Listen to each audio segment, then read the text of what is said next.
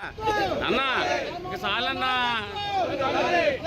అన్నీ నువ్వే కావాలి ఒక్క విజువల్ రావట్లే విజువల్ రావట్లేదు మీరు అడ్డుపడిపోతున్నారు.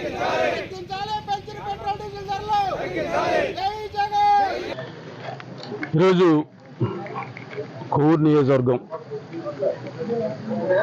ఆర్డీ ఆఫీస్ వద్ద పెంచిన పెట్రోలు డీజిల్ ధరలు వెంటనే తగ్గించాలని కూటమి ప్రభుత్వాన్ని మేము డిమాండ్ చేస్తూ ఆర్డీ వారికి వినతిపత్రం ఇవ్వడం జరిగింది.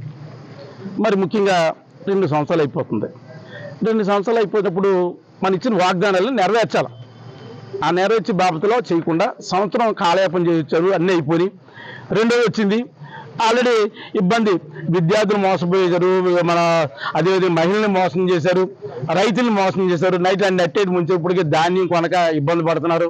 ప్రతి దాంట్లోనూ మోసమే, కానీ వాళ్ళకి మాత్రం టైం గడిచిపోతుంది. కానీ ఇవాళ ఆటోమేటిక్గా దేశంలో 30 రాష్ట్రాలు ఉంటే, కేంద్ర పాలితంతో కలిసి 30 రాష్ట్రాలు ఉంటే, ఏ రాష్ట్రం లేని విధానంలో ఆంధ్ర రాష్ట్రంలో వాళ్ళ నెంబర్ 1 స్థానంలో ఉంది ఏంటంటే పెట్రోల్ డీజిల్ పెంచే కార్యక్రమంలో. కానీ మీరు మొన్న ఎలక్షన్ ముందు ఏం చెప్పారంటే గతంలో చాలా పెట్రోల్ పెంచేస్తారు, లోకేష్ గారు చాలా వాగ్దానాలు చేసుకుంటే మేము అధికారం చెప్పి వ్యాట్ పన్ను అన్ని తగ్గించి మీకు డీజిల్ పెట్రోల్ ధర తగ్గిస్తామని ప్రమాణ వాగ్దానం ఇచ్చారు. ఆ వాగ్దానాలు అమలుపరచండి. అంటే మేనిఫెస్టోలు ఇచ్చి నెరవేర్చాలని అందరికి తెలుసు అనుకోండి, అనేసరి మనం పెంచారు కాబట్టి తగ్గించమని మేము డిమాండ్ చేస్తున్నాం. మరి ముఖ్యంగా ఇవాళ ప్రతిదీ, ఎందుకంటే విద్యార్థులు ఎదురు చూస్తున్నారు. ఇది పొద్దున అయిపోయిన జూన్ మళ్ళీ స్కూల్ స్టార్ట్ చేస్తున్నారు. మరి ఫీజు అనేది బకాయిలు పడలేదు, అమ్మఒడి సరిగ్గా పడలేదు అని ప్రతిదీ రైతు చూస్తే మళ్ళీ తొలకరి వర్షం వచ్చేస్తుంది, మళ్ళీ విత్తనాలు చల్లుకోవాలా, వాళ్ళు ఉన్న ధాన్యం సరిగ్గా కొనక మీ టార్గెట్ అయిపోయింది, ఎక్కువ పండేసి ఈ విధంగా చేస్తున్నారు. కానీ వాళ్ళ దీనంటికి మీరు ఇచ్చిన వాగ్దానాలు నెరవేర్చండి, ఆ తర్వాత ప్రజలు హర్షిస్తారు. అదేవిధంగా ఆంధ్ర రాష్ట్రంలో ఇచ్చిన ప్రతి వాగ్దానం నెరవేర్చమని డిమాండ్ చేస్తూ దాంట్లో పాటు వ్యాట్ ఛార్జీలు ఇది ఇచ్చిన మేనిఫెస్టో తగ్గించమని ఆర్డీ ఆఫీస్ మరోసారి మన అందరినీ ఆర్డీ వారికి వినతిపత్రం ఇవ్వడం జరిగింది.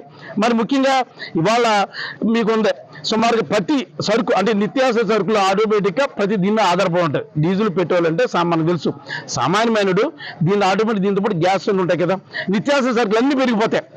అవి కొనాలంటే సామాన్యమైన కొనలేడు, ఆ పరిస్థితి ఉంటుంది.